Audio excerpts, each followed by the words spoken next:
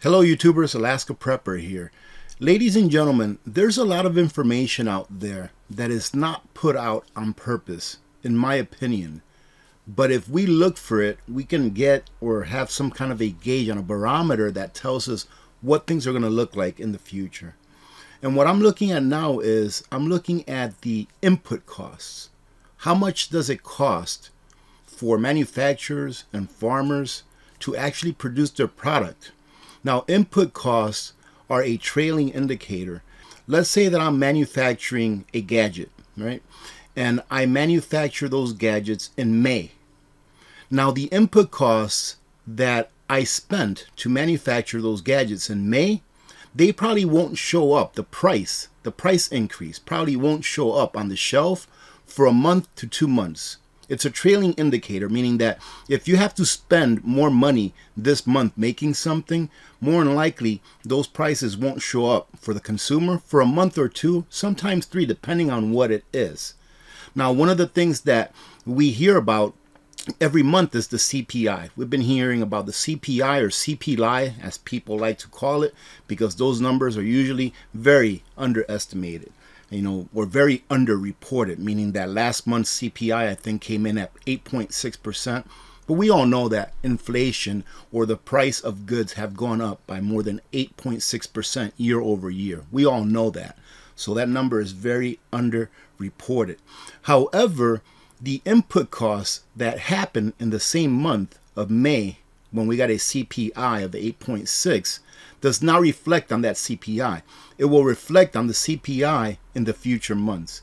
So if we take a look at the input costs a month or two behind, we can gauge as to what we're going to be paying for things later on down the road. And in this case, I'm kind of like looking at food, right? Because food is kind of important. And from what I've found, and I'm going to share all of these websites with you. I'm going to leave them on a pinned comment so you can go take a look at it for yourselves. What I've found is that we are going to be paying higher prices for food, and in my opinion, everything else.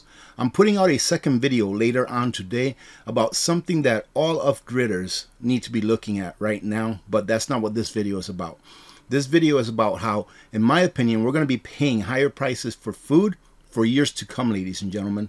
There's no way out of it. And I'm going to show you really quick how it is that I came up with that, and then allow you to do your own research. Now, let me cover something really quick, ladies and gentlemen. Whenever I show you how to do something on a video that I do, it's what I do, it's how I do it. It may be right or wrong for you. So always do your own research. And I know I've stated this probably 1,000 times, but we do have new community members coming onto, the Alaska Prep community all the time. So I want to make sure that I continue to say that I am not the one-all, be-all. I am not a one-stop shop. You need to do your own research, because it is you, ladies and gentlemen, that will live with the consequences of the decisions that you make. And I'm not perfect. If I'm wrong in the way I see something or interpret something, and you just go off of my word, that may be a bad thing for you, whereas for me, it may not be. So do your own research, okay, ladies and gentlemen? I want to show you really quick right here what the definition of an input cost is. That way you know. What is input cost? Input cost is the set of costs incurred to create a product or a service, right? Very simple. All other costs incurred by a business are related to general and administrative activities. The proportion of input cost to total cost tends to be relatively low in many businesses. All right, so what they're saying is that the input cost pretty much is what it costs you to create that product, no matter what it is. So if I am growing corn, what is my input cost? How much did it cost me to purchase the seed, to put fuel in my tractor, to purchase the help, or to pay for the help, to actually pull that corn out of the ground when it's ready to harvest, to water it, fertilizer, everything. That is my input cost.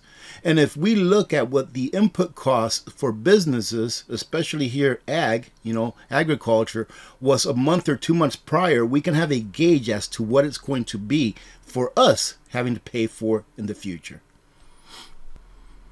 And here, this is the first article that I want to go ahead and point at. Here it says, economists, soaring input costs to weigh on farm income for years.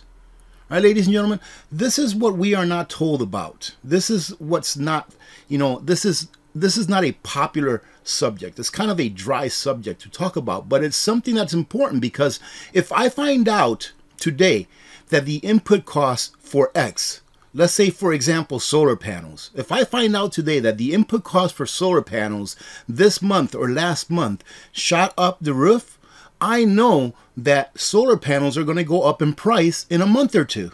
Why? Because it's costing the manufacturers more to produce that same item than what it was costing them months prior, which is the product that's on the shelves now. So if I know that ahead of time, I know how to better prepare for higher prices coming down the road. It says here, farm input costs are likely to remain at elevated levels well after commodity prices come off their historic highs, and farm bill programs could provide only limited help, economists warned lawmakers this Thursday. So this telling me that input costs are going to remain at well elevated levels for farmers tells me that going on into next year that we are going to be paying a lot more for food than what we are today. It's like I stated, I think it was on my last live stream yesterday, that if we think that we have inflation now, just wait, because inflation has only started, ladies and gentlemen. And even if the government starts to subsidize at a higher level the farmers and the producers of the food that we eat, even if they start to subsidize them, meaning giving them relief in the input costs, it's still going to cost us more. Why is that? Because the government is subsidizing farmers, let's say, with money that they borrowed, with money that they created out of thin air. So the more money that there is in the system, the more inflation that there will be. That is the definition of putting more money in the system, is more inflation. So either way, ladies and gentlemen, whether the farmers are subsidized or not, we are going to end up paying higher food prices for years to come. Now here's another one from Purdue University. Farmer sentiment plummets as production costs skyrocket. Now you see, have you heard about this in the news? All we've been hearing about is CPI. CPI. What's the inflation rate? CPI. But what is the input costs? All right, ladies and gentlemen, what is the input cost? Because that is a trailing indicator, meaning that it has to happen first before it shows up in the CPI.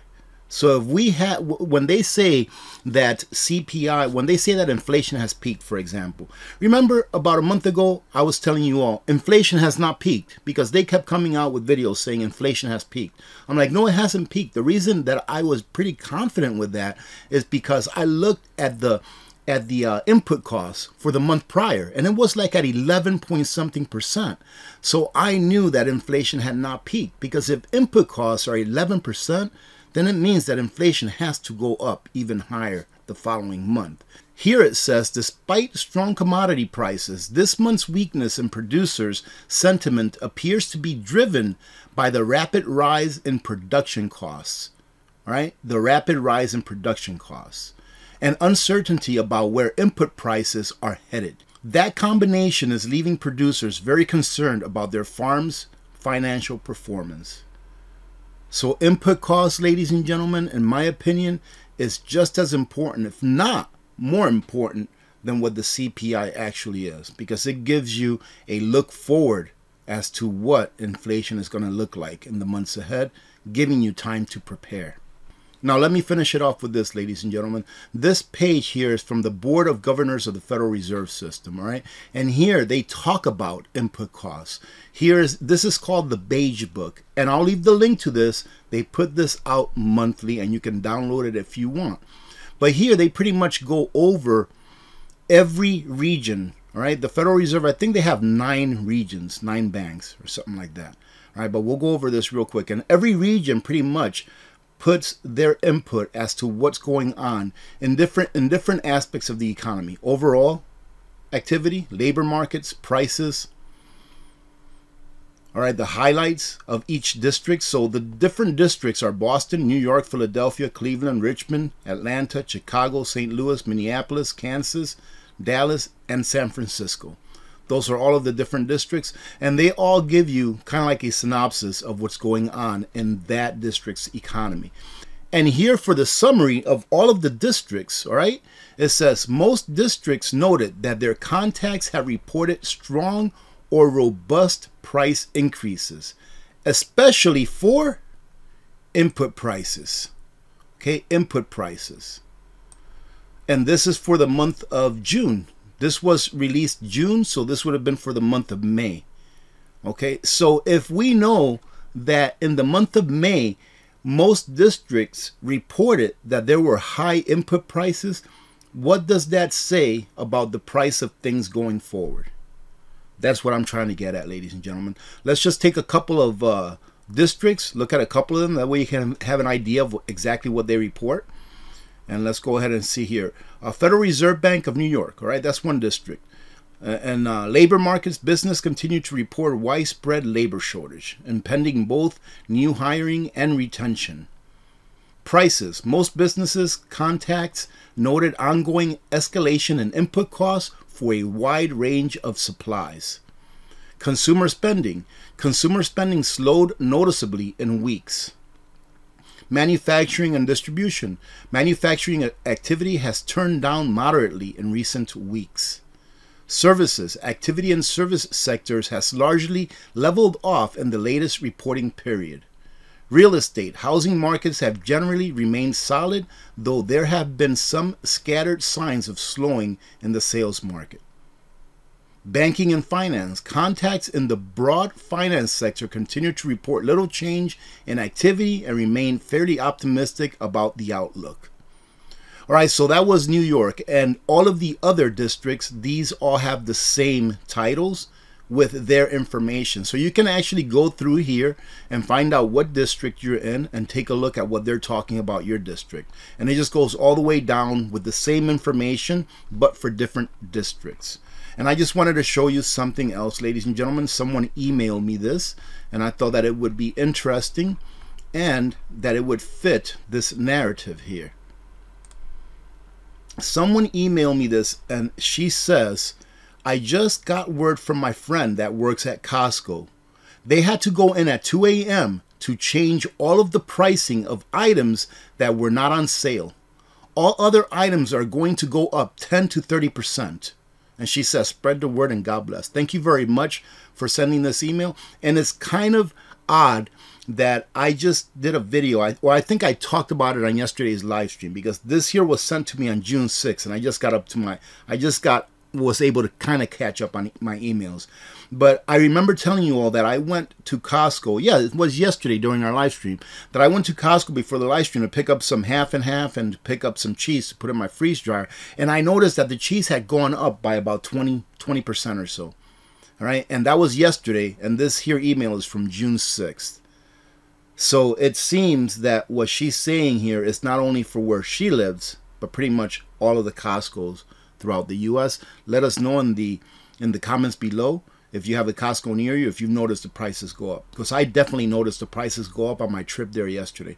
So there you go, ladies and gentlemen. Just doing a little bit of research and looking ahead lets us know that food prices are here to stay. And like I've been saying, it's not just going to be a 1 month, 2 month, 6 month thing. It's going to be something that lasts for years. So prepare now while you still have the chance to prepare at the prices that you are paying today. Although elevated, tomorrow and the months to come, they're going to be much more elevated than they are now. It is you, ladies and gentlemen, that they're after. It is your labor, your wealth. Because your wages will never, ever keep up with inflation. If you have not noticed that by now, then you are going to suffer more than the rest who have already woken up to the fact that their labor is being stolen right from under them. That's what inflation was meant to do. It was meant to steal your labor. Not your money, your labor, because your labor is your true wealth. Having said that, ladies and gentlemen, remember to be good to each other. When good people do good things happen. Remember to reach one, teach one, and repeat. If we all did this, the world would be a better place, and you know that it will be a better place. Many blessings to all of you and your families. I'm Alaska Prepper. I'm out.